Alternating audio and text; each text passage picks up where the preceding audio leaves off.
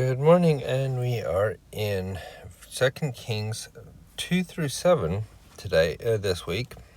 And if if you're following right away, then you know this is a little bit late, but I'm not worried about that too much. One thing is that I always read the scriptures every day anyway, but doing these recordings, it's a little bit different because I have to have the right time and everything to be able to do it. And so they're a little bit behind, but I'm trying to catch up. This week's reading is not as rigorous as the other, so I'm going to try to get through this a little bit faster than the last 2 weeks. And we're just going to get into this really quick, because this should be a short introduction. A prophet's main mission is to teach and testify of the Savior, Jesus Christ. Our record of the prophet Elisha, however, doesn't include much of his teaching or testifying. What the record does include is miracles Elisha performed, including raising a child from the dead, feeding a multitude with just a little food, and healing a leper. Sound very familiar? Sounds like somebody that we know, or we've learned. It sounds like Christ, doesn't it?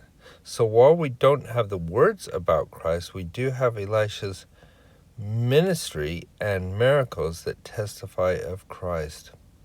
They are powerful manifestations of the Lord's life-giving, nourishing, and healing power. Miracles happen more often in our lives than we sometimes realize. To see them, we need to seek the faith Elisha had when he prayed on behalf of his fearful servant. Lord, I pray, open his eyes that he may see. And in a second, we'll go into the Bible dictionary and to the beginning of Kings to look at the second book of Kings. God can work miracles in my life is the first one. These are ideas. As we go throughout this week, we'll see this more. And so we get to see some miracles in these chapters. Some can be very big. Others can be really small ones, like an axe that needs to be recovered, or barren land that needs pure water. Or big things might be like a barren land that needs pure water, but others might be like the axe that floats on the water. If you don't know that story, yep, there is an axe that floats on the water. You might also compare the miracles of Elisha performed with miracles that Jesus Christ performed, and we kind of compared that now, but you can go into these scriptures yourself and look at those comparisons back to back. And then in Russell M. Nelson's The Power of Spiritual Momentum, very good talk, worth reading the whole thing. Seek and expect miracles. He talks about that we should be expecting miracles. One thing I found as I've read the scriptures, look at how many times there's a miracle, and look at the people that are around there. There are people who see the miracles and have no problem seeing them. And then there's others who don't see the miracles but ask for them. It's not wrong to seek miracles. It's wrong to look for miracles without faith. What do I mean by that? For instance, the Pharisees and Sadducees, after Christ has done miracle after miracle, comes up to him and says, well, can you show us a miracle? It's sort of like, I've done all these miracles already, and people have seen these miracles. Why aren't you seeing these miracles, and why are you asking me? And then he says it's a wicked and adulterous generation that seeks after these things. We're not talking about that. We're talking about people get miracles in their lives, and they can expect miracles in their lives. And I've seen it in my life many times. And there's times when I've felt that I should pray for a miracle, and then it happens. It doesn't mean that everything is going to be like, oh, well, I have this thing, I should, pray for a miracle and it's going to totally go away or something like that. It says to seek and expect miracles. But look for the miracles in whatever situation you're in, and you'll find them. It might not be in the way you expected or wanted in the first place, but it will be there. Great talk by Russell M. Nelson. And then there is Elisha raising the son of the Shunammite. The Lord will fulfill his words given through his prophets. And I think this is about the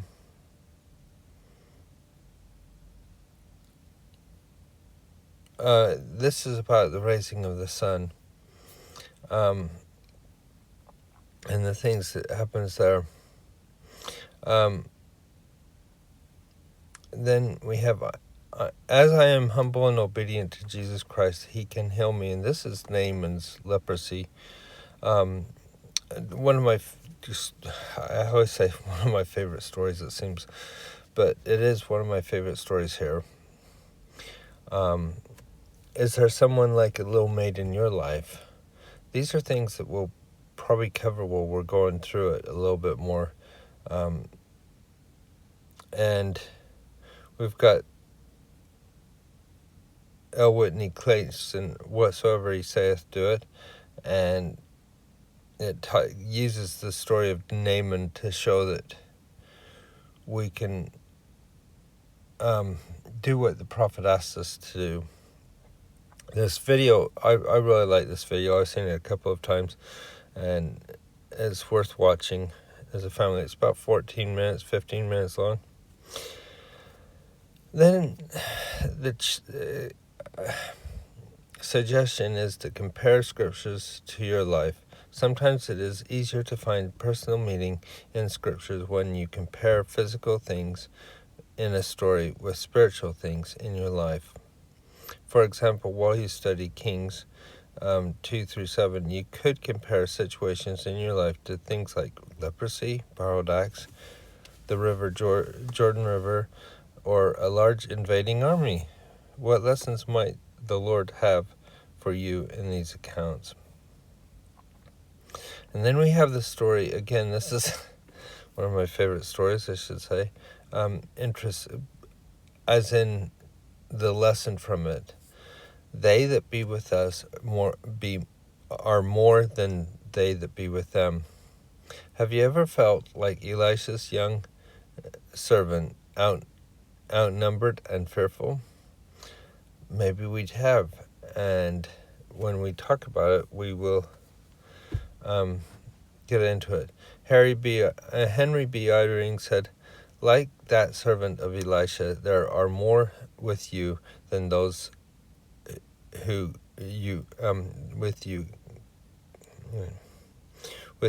those you can see opposed to you. Some who are with you will be invisible to your mortal eyes. The Lord will bear you up and will at times do it by calling others to stand with you. So I think there's a lot in there. Eyes to See is another one that I really enjoyed reading, and I'll try to put some of these quotes and things in the scriptures as we go through. So there's a lot in here, and I want to get right into the next scriptures soon. So we're going to start by, I'm right up at the top here. I'm going to go to what? I'm going to go to 1 Kings, and right at the top you have the little thing. What is the book of 2 Kings? The books of 1st and 2nd Kings are originally one book known as the Book of Kings. They were separated into two books, beginning with the Greek translation of the Bible. The book of 2nd Kings continues historical accounts of the northern kingdom of Israel and the southern kingdom of Judah. It also outlines the causes of the scattering of Israel.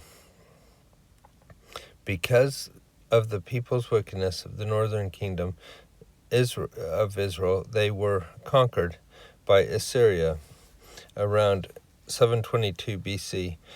In the southern kingdom of Judah, some of the kings mentioned in 2 Kings were faithful and obedient, but there were many who were wicked. One of these wicked kings was King Manasseh, whose disobedience caused Judah to lose its divine protection. Babylon conquered the southern kingdom and carried its people into captivity, fulfilling Lehi's prophecy that Jerusalem would be destroyed. The book of 2 Kings describes events that took place during the ministries of several notable prophets in the northern kingdom, and you may recognize a lot of these. The kingdom include Elijah, Elisha, Hosea, Amos, and Jonah. In the southern kingdom, the prophets include Isaiah, Jeremiah, Obadiah, Micah, Nahum, Habakkuk, and Zephaniah, and Lehi, and again names that you might recognize there because we're going to read some of their books. And the book of 2 Kings can be organized into the following sections: the ministry of Elisha in the northern kingdom, which we're going to talk about this week, following Elijah's ascension into heaven, the reigns of several wicked kings in both Israel and Judah during this time. The northern kingdom was conquered by the Assyrians, and its people were carried away into captivity. And then 18 to 25, the reigns of the righteous kings Hezekiah and Josiah, and the ministry of the prophet Isaiah in Judah. Babylon eventually invaded Judah and took many people captive. So that's where we're at. We're not going to read the first chapter, so I'm just going to go through it while we're here. Ahazah turns to Beelzebub and to learn if he will live. Elijah prophesies Ahazah's death. Elijah calls down fire from heaven to consume the soldiers sent to apprehend him. So it's a little bit about Elijah, but we're going to get into Elisha and how he becomes the prophet more. We kind of talked about it in 1 Kings. We're going to do it more in 2 Kings as well. So that's a rundown of what we're going to do this week.